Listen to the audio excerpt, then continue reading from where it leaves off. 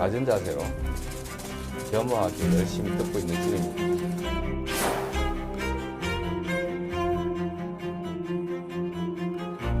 야생화는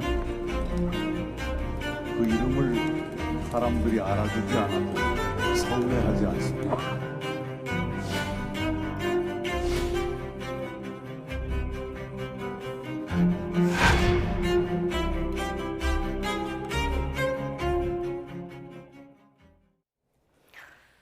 네, 더불어민주당을 이끌 새 비상대책위원장에 4선의 우상호 의원이 내정됐습니다. 대선과 지방선거 연패 이후 혼란에 빠진 당을 수습할 수 있을까요? 자, 국민의힘 내에서는 차기 당권을 둘러싼 파워게임이 본격화하는 양상인데요. 나이트 포커스, 오늘은 이종훈 정치평론가, 추진봉 성공회대 교수 두 분과 함께하겠습니다. 두 분 어서 오십시오. 안녕하세요. 예, 안녕하세요. 안녕하십니까. 자, 민주당의 내용을 수습할 비대위원장으로 맏형인 86세대 맏형이죠. 우상호 의원이 내정이 됐는데 사실상 만장일치로 결정이 됐습니다. 이거 뭐 추대했다고 보면 되는 거겠죠? 네, 그런 거죠. 예. 그런데 86 용태론이 나오는 속에 이 86 맏형이 또 이 당의 수장 역할을 좀 맡게 됐습니다. 이번에도 또 이 관리형 비대위다. 이런 평가를 제가 안 할 수가 없어요. 그러니까 지난 대선 패배 이후에도 뭐 관리형 비대위냐 혁신형 비대위냐 논란 끝에 결국 관리형 비대위로 갔던 거 아닙니까? 그래서 뭐 그때 이유는 지방선거가 코앞이니까 일단 뭐 선거 때까지 관리형 비대위로 가자 이렇게 이야기를 했던 거고, 그런데 또 패했단 말이에요. 네. 자, 두 차례 이렇게 연이어서 패했다라고 전제한다면 지금은 관리형 비대위로 가는 게 맞을까요? 혁신형 비대위로 가는 게 맞을까요? 당연히 혁신형 비대위로 가야 한다라고 저는 생각을 합니다. 그러니까 설령 전당대회를 좀 뒤로 미루는 한이 있더라도 지금은 정말로 수술을 해야 할 때인 것 같은데, 이번에도 그냥 관리형 비대위를 구성해서 그냥 전당대회 때까지 관리만 하겠다. 지금 그런 기조로 지금 나가는 것 같아서 좀 안타깝게 생각합니다. 네, 전당대회를 미루는 한이 있어도 혁신형 비대위를 선택했어야 한다. 이게 이종훈 평론가의 평가신데요. 자, 이 혼란한 상황에서 민주당이 우상호 의원을 선택한 이유, 추진봉 교수님은 어떻게 보십니까? 일단 그러니까 말씀하신 것처럼 관리형 비대위가 될 수밖에 없어요. 8월 전당대회를 원칙적으로 하기로 지금 합의가 돼 있는 상태고, 그걸 만약 미룬다고 하면 또 다른 혼란에 빠지게 됩니다. 지금 상황에서는. 그러니까 2개월 안에 혁신을 하기는 한계가 있을 수밖에 없어요. 그리고 이제 전당대회 준비하기 위해서 비대위가 역할을 할 수밖에 없는 상황이 됐기 때문에, 그렇게 되면 양쪽에서 사실은 전당대회 앞두고서 엄청난 충돌이 일어날 가능성이 있거든요. 그걸 중간에서 정말 흔들림 없이 양쪽 의견들을 조율하면서 할 수 있는 사람 누굴까 하는 부분을 고민했을 겁니다. 그래서 아마 저는 우상호 의원을 선택했다고 저는 보거든요. 예. 우상호 의원 같은 경우에 개파세에 그렇게 짙지 않고 어느 한쪽에 치우쳐서 얘기한 적이 없었어요. 그리고 본인이 586 세대이긴 하지만 차기 총선에 불출마를 선언을 했습니다. 그래서 본인은 이제 정치를 떠나겠다고 얘기를 했기 때문에 이해관계가 그렇게 많지 않다고 볼 수 있을 것 같고요. 예. 그런 점들이 아마 의원들 입장에서는 우상호 의원을 선택한 배경이 아닌가. 그리고 원내대표도 했고 당에서 오랫동안 역할을 했고 또 그 결단력도 있는 부분이 있어요, 우상호 의원이. 그래서 이게 양쪽에서 충돌할 때는 중간에서 누군가 중심을 잡고서 흔들리지 않고 그분을 해결할 수 있는 능력을 갖춰야 되거든요. 그런 점에서 아마 우상호 의원을 선택한 것 같고, 네. 만약에 이제 전당대회를 미룬다고 하면 그것은 제가 볼 때 지금보다 더 큰 혼란에 빠질 수 있어요. 그래서 아마 그 부분은 선택지가 아닐 것 같고요. 그러면 결국 혁신형보다는 관리형 비대위가 될 가능성이 높다, 이렇게 볼 수 있을 것 같습니다. 네. 우선 총 6명 비대위원이 추천이 된 이런 상황인데요. 초선 의원도 있고 재선 3선 의원도 있고요. 원외에서 들어오신 분도 있고 당연직으로는 박홍근 원내대표 이제 들어가게 되겠죠. 면면을 보면은 어떻게 평가할 수 있을까요? 역시 이제 그 각 선, 초선, 재선, 3선 그룹에서 각각 추천을 했어요. 그래서 네. 한 명씩 들어왔거든요. 그리고 대부분 아까도 말씀드린 우상호 의원 포함해서 지금 현재 비대위에 포진된 분들이 개파세에 그렇게 짙지 않아요. 예를 들면 뭐 지금 그냥 얘기하면 예전에 이낙연계, 이재명계 이렇게 두 그룹으로 크게 나누어졌는데 그 그룹에 크게 소속되지 않는 분들이라고 볼 수 있을 것 같습니다. 그런 부분들이 어찌 보면 그 당내에서 의원들이 모여서 합의를 이끌어내는데 중요한 계기가 됐다고 보여져요. 네. 그래서 아마 당내에서 추천할 때도 초선, 뭐 재선, 3선 그룹에서 추천할 때도 개파색을 봤을 겁니다. 왜냐하면 어느 한쪽에 치우친 분이 들어가게 되면 비대위 구성 자체가 안 돼요. 그런 점에서 본다고 하면 개파색이 옅은 분들로 각 선에서 초선, 재선, 삼선 그룹들에서 모여서 합의해서 다 추천을 했기 때문에 제가 볼 때는 이제 비대위원 구성 과정에서는 크게 논란이 없었던 게 아닌가 하는 생각이 듭니다. 예. 자, 새롭게 출범하게 될 민주당 비대위. 자, 그러나 풀어야 할 과제들이 만만치 않은 이런 상황인데요. 우상호 비대위원장 후보의 오늘 발언 잠시 듣고 오시겠습니다. 아무래도 선거 패배로 지금 많이 이렇게 힘들어하고 있는 당 수습하는 일이 첫 번째 과제겠죠. 그리고 전당대회가 곧 8월로 예정됐기 때문에 전당대회 준비를 잘 해서 새로운 지도부가 잘 선출되도록 관리하는 일이 또 매우 중요한 일일 것이고요. 네. 자, 새 지도부가 잘 선출되도록 관리하는 일이 중요할 것이다. 이 얘기 좀 듣고 오셨는데 말씀하신 대로 2달짜리 사실상 관리형 비대위가 어느 정도까지 역할을 할 수 있을까요? 특별한 역할을 하기 어렵죠. 그러니까 제가 보기에는 그러니까 이 연패로 해서 거의 지금 뭐 이 사람 상태로 본다면은 좀 급히 수술을 해야 되는 상황이라고 전 보거든요. 예. 피가 절절 흐르고 있습니다. 민주당 상황이. 예. 그럼에도 불구하고 일단 그냥 간단하게 소염제 하나를 먹고 그냥 넘어가자. 이런 식으로 지금 대응을 하고 있는 게 아닌가. 이렇게 좀 생각이 들어요. 그러니까 사실은 이제 이렇게까지 연이어서 패배를 했다라고 전제한다면 정말로 위기의식을 느끼고 있다면 가장 먼저 뭘 해야 될까요? 왜 우리가 패배했을까에 대해서 정말 냉철한 성찰 과정이 좀 필요할 겁니다. 이거는 당연히 당내에서 상당히 반발을 많이 유발할 수밖에 없는 그런 사안일 거예요. 누군가는 책임 논의로부터 자유롭게 어려울 테니까.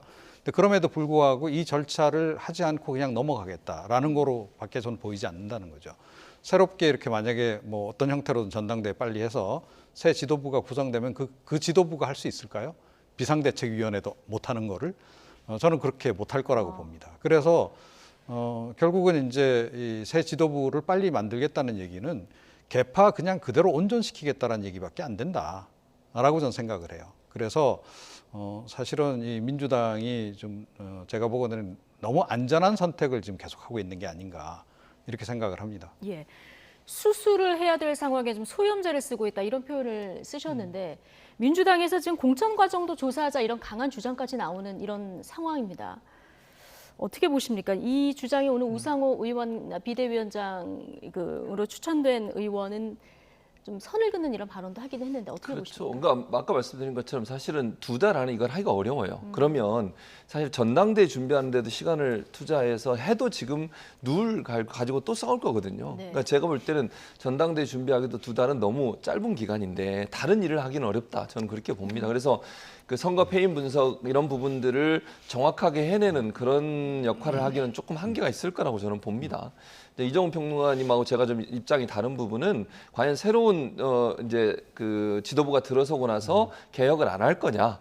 저는 필수 조건이라고 생각합니다. 안 하면 네. 죽습니다, 그냥. 비대위와 새롭게 들어설 지도부의 역할은 다를 것이다. 그러니까 지도부가 만약에 이제 2달 동안 비대위를 해서 비대위가 쇄신할 수 있는 시간적 여유가 없기 때문에 이제 새로운 지도부를 뽑게 되지 않겠습니까? 그 새로운 지도부가 개혁과 쇄신을 안 한다? 그거는 민주당이 같이 망하는 거예요. 저는 그렇게 보여요. 그러니까 그건 필수입니다. 뭐 선택이 아니고요. 그래서 비대위가 지금 2달밖에 역할을 못하는 상황이기 때문에 관리형 비대위가 될 수밖에 없는 것이고 이걸 이제 나중에 그러면 누가 당권을 잡고서 당의 지도부로 들어오게 되면 뼈를 깎는 쇄신과 성찰이 반드시 필요한 부분이 있다고 봅니다. 그리고 패배에 대한 조사도 해야 된다고 보고요. 그런 모든 과정들의 조사가 이루어지지 않는다고 하면 민주당이 국민들에게 새로운 어떤 변화를 시도했다고는 느낌을 받을 수 없을 것이고 지지를 못 받을 거라고 저는 생각을 합니다. 그런 차원에서 본다고 하면 비대위 지금의 이 2달짜리 비대위로는 불가능하지만 새로운 당 지도부가 선출되고 나면 그 지도부가 쇄신과 변화부터 시작을 해야 된다. 저는 그렇게 보고 그래서 지금 비대위가 쇄신이나 아니면 그 이번 패배에 대한 평가를 선거 패배의 분석을 뭐 깊이 있게 할 수 있다. 저는 네. 이렇게 보진 않아요. 그건 네. 시기적으로 좀 어려운 상황이 있다고 저는 보여지고요. 그렇다고 네. 하면 관리형 비대위로 전당대회를 준비를 잘 하고 전당대회를 통해서 새롭게 선출된 지도부가 그 일을 담당해야 된다 이렇게 생각을 합니다. 제대로 된 혁신은 새로운 지도부가 해야 한다. 이게 이제 추준봉 교수님의 의견이신데요. 자, 이제는 초선 의원이 된 이재명 의원, 오늘 국회의원회관에서 등원했는데요. 짙은 회색 정장에 민주당을 나타내는 파란색 넥타이를 맨 차림이었습니다. 자, 발언 듣고 오시죠. 우리 국민들과 또 우리 당원 여러분, 지지자 여러분들의 의견을 낮은 자세로 겸허하게 열심히 듣고 있는 중입니다. 아직까지 전당대회 부분에 대해서는 시간이 많이 남아 있어서 깊이 생각해 보지 않았습니다. 네. 가장 관심이 전당대회 출마할 것인가 이 여부인데 깊이 생각해 보지 않았습니다. 이렇게 대답했습니다. 생각은 해봤다는 얘기겠죠? 네, 그리고 가장 기본적으로 절대 출마하지 않습니다라고 이야기하시지 않았다는 거. 네. 예, 그게 지금 가장 눈길을 끄는 이거는 대목이고 그러면 출마한다 이렇게 해석을 하면 됩니까? 출마를 한다라고 일단 봐야 되겠죠. 그리고 뭐 시간이 많이 남았기 때문에 뭐 생각을 좀 계속 하고 있다라는 그런 기조인데 시간 별로 없잖아요, 사실. 2달 남았죠. 예. 그리고 이미 생각 안 해보셨을까요? 이미 생각 다 마치셨다. 지난번에 개항을 출마를 결정했을 때부터 이미 전당대회 전제로 해서 그렇게 출마 전제로 해서 그렇게 결정 내렸다라고 하는 설이 파다하기도 했었고, 그건 누가 보더라도 그렇게 정치권에 있는 사람들은 그렇게 볼 수밖에 없다. 그렇게 전제할 때 이미 결론은 내렸고, 다만 지금 현재는 책임론이 불거지고 있기 때문에 그 책임론이 좀 수그러들 때까지 일단 몸을 낮추고 좀 이제 관망을 좀 하겠다. 이런 정도에 불과하다. 그러니까 출마 선언은 아무래도 임박해서 하는 게 맞겠죠. 예. 네. 조응천 의원도 개항으로 간 것 자체가 당대표를 전제하고 한 것이다 이런 얘기를 했습니다. 초선 의원 이재명 의원 당권 도전할까요? 어떻게 전망하십니까? 그렇게 이제 물어보시면 가능성이 높다고 얘기할 수밖에 없어요. 예. 가능성이 높다. 근데 지금 제가 뭐 할 거다 이렇게 단정적으로 얘기할 수 있는 상황은 아니라고 보이지는데, 그럼에도 불구하고 그러니까 지금 2달 정도 남은 기간 동안 지금 현재 민주당 거의 뭐 그 상당한 어려움에 처해 있는 당 아니겠습니까? 이 당을 이끌어가려면 강력한 리더십이 필요하고요. 그러려면 일정 부분 민심의 지지를 받는 사람이 대표가 될 수밖에 없어요. 그리고 당에서도 어느 정도 그 강력한 카리스마가 있는 분이 당을 지도를 하지 않게 되면 또다시 문제가 발생할 수 있는 그런 부분들이 있기 때문에 저는 뭐 출마할 가능성이 더 높다는 쪽에 무게를 둡니다. 예. 다만 이제 본인 입장에서 지금 그런 부분을 밝히는 것 자체는 상당히 부담스러울 겁니다. 왜냐하면 어쨌든 본인이 총괄 선대위원장을 맡아 선거를 치렀는데 선거에 패배를 했고 그 책임에 대해서 자유로울 수 없는 거 아니겠어요? 또 본인도 그 부분에 통감을 하고 있고 그런 부분들이 있기 때문에 지금 뭐 전당대회에 도전을 하겠다 이런 얘기를 하는 것은 적절하지 않다. 아마 그런 차원에서 이재명 의원 입장에서는 조금 시간을 두고 관망하지 않겠나. 네. 그러나 여러 가지 상황적으로 보면 이재명 의원이 당권에 도전할 가능성은 점점점 높아지고 있다 이렇게 볼 수 있을 것 같습니다. 그러면 이재명 의원의 당권 도전의 마지막 변수는 여론의 추이가 되는 겁니까? 그렇게 볼 수 있을 것 같습니다. 예. 그리고 이제 당내에서도 여러 가지 논란이 있을 겁니다. 그런 부분들을 어떻게 잘 정리하느냐의 문제라고 보여집니다. 예. 지금 민주당에서는 지방선거 패배 원인이 뭐냐 이걸 가지고 지금 책임 공방이 벌어지고 있습니다. 친문과 친명이 쫙 갈라져서 지금 공방 중인데 일단 송영길 대표 컷오프가 비대위에서 이제 번복되지 않았습니까? 이것까지 조사해야 된다 이렇게 얘기가 나오는 상황이라서 이게 민주당 개파 갈등 2달 안에 수습될 수 있을까 좀 걱정인 상황이기도 합니다. 2달 안에 수습 안 될 뿐만 아니라 지금 이런 식으로 해서 적당히 봉합하고 차기 지도부를 구성을 한다라고 전제했을 때 차기 지도부 체제 하에서도 이 개파 갈등은 더 고조될 수밖에 없을 것이다 라고 저는 생각을 해요.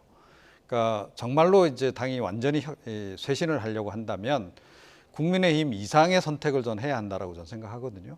그러니까 국민의힘이 이준석 대표라고 하는 영선에 네. 개파도 없는 이런 인물을 지난번 전당대회 때 당대표로 선택을 하지 않았습니까? 그죠? 그거 이상의 좀 혁신적인 선택을 민주당이 할 수 있어야 된다라고 생각을 해요. 예. 그런 점에서 보자면 사실은 이재명 의원이 이 당대표에 출마하는 것조차도 저는 재고해봐야 될 사안이다라고 생각합니다.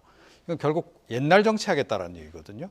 본인이 당권을 쥐고 공천권을 행사해서 친 이재명계를 많이 당선시켜서 당내 조직 기반을 강화하고 그걸 가지고 뭐 차기 대권 도전할 때 당내 경선에서 유리한 고지를 점하겠다. 이 그림인데 이거 굉장히 전통적인 방법 아닙니까? 그죠? 물론 전통적인 방법이 뭐 아직까지 이제까지는 좀 효력을 미쳤던 바가 있습니다만 그런데 그게 지금 많이 깨지고 있다라는 거예요. 대표적인 증거가 윤석열 대통령이라고 저는 생각합니다. 그러니까 당내 조직 기반도 없는 인물이 당에 들어와서 경선 통과했고 대통령까지 됐단 말이에요. 조금 전에 이준석 대표 탄생 과정도 제가 말씀드렸는데 네. 보수조차도 이렇게 지금 변화를 시도를 하고 있다라는 거예요. 그런데 진보가 지금 변화를 하는데 굉장히 지금 제가 보건대는 그러니까 몸이 무거워요, 너무. 예, 그리고 너무 자꾸 이렇게 몸살해요, 과도하게. 지금 야당이 됐음에도 불구하고 여전히 여당 같아요. 그래서 계속 이렇게 안전한 선택을 계속 지금 하고 있는 그런 그 상황으로 지금 가고 있는 건데 이런 상황으로 가가지고는 과연 답이 나올까? 네. 그리고 정말로 이 민주당에서 이준석 대표와 같은 그런 그 새로운 피가 어느 날 등장해서 해성같이 등장해서 대표가 되는 상황 그런 게 과연 가능할까? 네. 좀 의문을 좀 많이 갖게 되는 거죠. 그러니까 당내에서 이견 없는 혁신적인 구세주, 그러니까 혜성처럼 등장하면 좋겠습니다만은 딱히 지금 마땅한 구심점도 보이지 않다 보니까 오늘 민영배 의원 같은 경우는 친명계죠. 이재명 의원이 자전거를 굴리기 시작했고 이게 멈추면 넘어진다 이렇게 얘기를 했거든요. 이 의원이 전대를 출마하지 않는다면 그럼 누가 이끌어야 할까? 이 명확한 대안은 있을까요? 현재로서는 당내에서는 대안이 없죠. 제가 볼 땐 그렇습니다. 그러니까 아까 말씀드린 두 가지 조건인 첫째는 카리스마가 분명히 있어야 되고요. 네. 민심의 일정 부분 지지를 받는 사람이어야 돼요. 그렇지 않으면 당내에서 그분을 대표로 인정하기가 상당히 어려울 겁니다. 의원들이 여러 가지 이해관계가 있기 때문에. 물론 이제 그 예전에 경선 과정에서 이낙연계로 분류된 분들은 공천에 대한 우려 때문에 사실은 이재명 이제 만약에 당대표를 출마한다면 이재명 의원에 대한 비토나 반대 의견이 있는 것으로 보여지는데요. 그런데 이제 그럼 민주당을 과연 하나로 묶을 수 있을까? 물론 계파 간의 갈등이 완전히 없어지진 않겠죠. 네. 그러나 어느 정도 카리스마를 가진 분이 대표가 되고 나면 일정 부분 공천권을 갖게 되기 때문에 의원들 입장에서는 그분을 중심으로 모여서 민주당이 다시 지지를 받아야 되는 상황이 되는 거거든요. 왜냐하면 민주당이 지지를 못 받으면 국회의원들도 사실은 총선에 또 떨어지지 않겠어요. 낙선하게 되면 본인의 정치적 면도 끝나는 것이기 때문에 민주당을 위해서 어떤 선택을 해야 될지에 대해서는 고민을 많이 할 거라고 보여집니다. 그리고 지금 현재 룰로 하면 누가 이길지 몰라요, 사실은. 어떤 분이 나올지도 모르겠지만 현재 상황으로 본다. 왜냐하면 이 대의원들의 권한이 훨씬 크거든요, 네. 지금. 그러니까 우리 국민의힘 같은 경우야 당원하고 그 일반 국민 이렇게 50대 50을 하지만 예. 민주당은 아직도 대의원들의 권한이 예. 큽니다. 그러다 보니까 당에 오랫동안 있었던 분들의 영향력이 큰 상황이기 때문에 이거는 이제 국민적 선택을 받아야 되는 상황이라는 생각이 들고요. 그래서 이번 이제 뭐 이재명 의원이 나올지 안 나올지 모르겠지만 당 대표의 뭐 정말 이준석 대표처럼 지금의 그런 어떤 혜성처럼 나타나는 누군가 있을 수도 있겠죠. 그런 부분들 누구든 나와서 경쟁해서 당원들의 선택 또 국민들의 선택을 받을 수 있는 과정을 거쳐서 정당성을 확보한다고 하면 제가 볼 때는 계파 간의 이런 갈등의 문제가 있긴 하지만 네. 추스리고 갈 수 있는 부분도 있을 거라고 봅니다. 당내에서 그럼 마땅한 어떤 대안이 없다고 한다면 외부 수혈도 대안이 될 수 있을까요? 그렇죠. 그러니까 뭐 이제 전당대회 룰을 어떻게 정하느냐에 따라서도 많이 달라질 수 있다라고 저는 생각을 하고요. 새로운 인물 꼭 이제 그 원내 인사가 아니어도 되는 거죠. 국회의원이 아니어도 되는 겁니다. 그런 그 인물이 당 대표에 도전을 할 수 있는 그런 길을 활짝 열어야 된다라고 저는 생각을 해요. 그래서 뭐 좀 이 대표 선출 방식도 좀 이제까지 그런 방식 말고 좀 새로운 방식. 민주당 이제까지 그런 거 사실은 어느 당에 앞서서 그런 거 해온 그런 정당 아닙니까? 그리고 이른바 플랫폼 정당이라면서요. 예, 그렇다고 한다면 기본적으로 열려있는 정당이라고 봐야 되는 건데 그런 거를 생각하면 사실은 뭐 그 다양한 배경을 가진 사람들이 당권에 도전을 할 수 있어야 되고 그 문호를 열어야 되고 또 그 과정에서 치열한 어떤 토론이라든가 이런 과정을 통해서 네. 인물을 그야말로 이렇게 발굴해내는 그런 작업을 저는 해야 된다라고 생각합니다. 그래서 사실은 제가 조금 전에도 계속 아쉬움을 표현했던 부분이 바로 그 부분인데 네. 이번에 혁신형 비대위를 만들어서 그런 그 작업을 좀 했어야 된다라고 생각을 해요. 그래서 예. 그 토대도 만들고 시스템도 바꾸고 그래 정말로 이 명실상부한 플랫폼 정당으로서 만약에 탈바꿈을 한다 그러면 제가 보건대는 생각보다 빠르게 민주당의 정당 지지율도 올라갈 수 있을 거라고 생각하는데 네. 지금 나오는 해법을 보면 이재명 의원 측에서 나오는 발언을 봐도 그렇고 나머지 다른 계파 쪽에서 나오는 얘기를 봐도 그렇고 여전히 그 계파 정치의 그 습관으로부터 못 벗어난 게 아닌가 네. 이런 생각을 좀 하게 됩니다. 네, 저희가 잠깐 정정할 게 있어서요. 아까 저희 그래픽에서 민영배 의원이 민주당 의원으로 나갔는데 검수완박 법안 처리할 때 민주당을 탈당했었고 지금 복당 신청을 했습니다만 아직 복당은 받아들여지지 않은 이런 상황이라서 무소속 의원이라는 점 말씀드리고요. 자, 최준봉 교수님께 이 질문 하나 드릴게요. 지금 계파 갈등에는 그 뒤를 보면 팬덤 정치가 좀 자리를 하고 있는 이런 상황이기도 한데 자, 친문계 좌장이죠. 홍영표 의원 지역구 사무실에 홍 의원을 비난하는 그 길이가 무려 3m에 달하는 대자보가 붙었던 지금 화면에 나오고 있는데 어떻게 보십니까? 뭐 저는 사실 바람직하지 않다고 생각해요. 물론 뭐 그 당원들이 본인의 의사를 표현하는 방식이라고 볼 수도 있겠지만 그럼에도 불구하고 너무 지나치게 저런 모습을 보이는 것은 저는 타당하지 않다고 봅니다. 예. 예를 들면 홍영표 의원의 발언에 대해서 비판할 수 있어요. 그건 가능하다고 저는 봅니다. 왜냐하면 당원 입장에서 홍영표 의원의 그런 발언이 타당하지 않습니다라고 의견은 개진할 수 있지만 뭐 저것도 하나의 방법이라면 또 그렇게 볼 수도 있는데 저는 너무 지나치게 뭐랄까요 좀 그 상대방, 그러니까 홍영표 의원 입장에서 상당히 좀 위협감을 느낄 수 있는 정도의 그런 표현들이나 내용들은 안 들어갔으면 좋겠어요. 그러니까 서로가 서로에게 민주당 내에 있는 인사들이잖아요. 같은 네. 당원들이고 그런데 너무 이렇게 각을 세우고 너무 그러니까 공격적인 성향을 보이는 것은 저는 바람직하지 않다고 봐요. 건전한 비판은 필요하고 본인과 입장이 다른 사람에 대해서 문제를 제기할 수도 있고 뭐 국회의원에 대해서 당원 입장에서 그건 잘못된 선택입니다. 왜 그렇게 하십니까? 라고 항의할 수 있지만 그거 자체가 너무 공격적인 성향이나 아니면 네. 너무 좀 위협적인 부분으로 가는 것은 좀 지양해야 되는 게 아닌가 그렇게 생각합니다. 도를 넘는 위협적인 표현들은 좀 지양돼야 된다. 이렇게 보시는 거고요. 친문 대 친명 갈등 지금 앞서 잠깐 얘기를 해주셨는데 전당대회 룰을 둘러싼 신경전으로도 지금 번지고 있는 상황인데 쟁점을 보면은 3구 대선 이후 가입한 그 신규 당원 이 투표권을 어떻게 할 것인가 이게 쟁점이 되는 거죠. 그렇죠. 그러니까 이제 뭐 예전 지금 현재 이제 당규를 가지고 이제 대입을 시키면 이분들이 이제 참여를 하기 어려운 겁니다. 자, 그러니까 이제 이 친명계 쪽에서는 이분들을 참여할 수 있게끔 네. 길을 좀 활짝 열자. 이제 그 얘기를 좀 하고 있는 이 거고요. 이후에 들어온 그 그렇습니다. 당원들은 이재명 의원 지지자들이 많으니까요. 지지자들이 많기 때문에 예. 그러니까 일단 이번 대선 이후에 들어온 그 신규 당원들 그러니까 기존에는 좀 어느 정도 일정 기간이 지나야 이제 뭐 당원으로서 여러 가지 권리 행사 부분에서 이제 차별을 안 받는 그런 부분이 있는데 이분들도 그냥 그 기존 당원들하고 동일하게 투표권도 부여하고 그렇게 좀 해주자라는 게 친명계의 주장인 거고 예.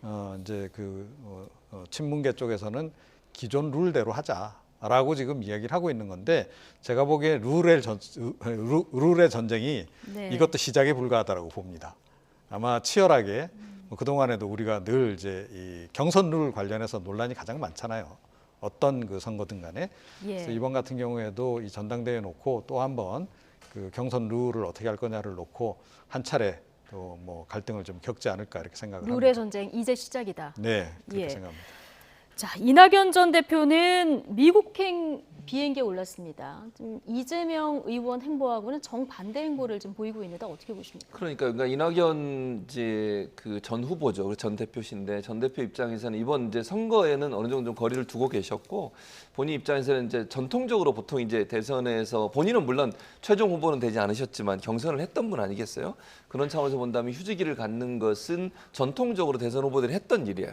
그러니까 이재명 의원 같은 경우에는 전통적으로 했던 룰에 다르게 지금 행동을 하고 네. 있는 것이고 이낙연 지금 이제 전 대표 같은 경우에는 예전에 이제 그 대선 후보들이 했던 행보들이죠. 보통 이제 외국에 나가서 1년 또는 뭐 짧게 있다가 들어와서 다시 정치를 계기하는 그런 모습인데 아마 이낙연 의원은 그런 점에서 이재명 의원과의 차별화를 하고 있는 것 같아요. 그러니까 본인은 일단 지금이 이제 민주당이 내용이 커지고 있고 충돌할 양상을 보이고 있고 국민들로부터 지지를 받지 못하는 상태에서 일단 좀 거리를 두고 외국에 나가 있다가 이게 이제 제가 볼 때는 여러 가지 논란이 있으면서 또 당내 개파에 관련된 분위기가 형성이 되게 되면 본인이 들어와야 될 시기를 잡을 수도 있다고 봐요. 그러니까 예를 들면 그 이낙연계라고 소위 분류되는 분들 입장에서 뭐 당대표 선거 끝난 이후에도 본인들의 세력화를 통해서 공천에서 일정 부분 본인들의 지분들을 좀 확대할 필요가 있다고 생각하면 이낙연 전 대표가 필요로 드는 그런 상황이 될 수 있거든요. 예. 그런 상황이 되면 들어와서 다시 정치를 시작하는 그런 어떤 그 그림을 갖고 계신 게 아닌가 하는 생각이 조기 들어요. 귀국 가능성이 있다 이렇게 있어요. 보시는군요. 저는 그렇게 봅니다. 그러니까 앞으로 민주당이 어떤 방향으로 가느냐에 따라서 예. 이낙연 전 대표의 귀국 시점이 상당히 유동적이다. 1년을 다 채울 수도 있고 아니면 중간에 들어올 가능성이 있다고 보여집니다. 예. 미국으로 가면서 강물은 굽이쳐도 바다를 포기하지 않는다. 고 노무현 전 대통령의 글을 SNS에 올렸는데요. 어떻게 해석하십니까? 네, 대통령 출마 포기 안 하신다는 얘기죠. 포기 안 한다. 예, 대권 그렇게 도전 좀, 준비하겠다. 예, 그 얘기로 좀 이제 읽히고요. 예. 그러니까 대안은 이낙연뿐이다. 아마 이런 쪽으로 좀 흘러가길 굉장히 원하시지 않나 이렇게 생각이 들어요. 예를 들어서 이번에 이제 전당대회를 했습니다. 이재명 의원이 나와서 당대표가 됐어요. 자, 그럼에도 불구하고 이 정당 지지율이 상승 안 하면 어떻게 되죠?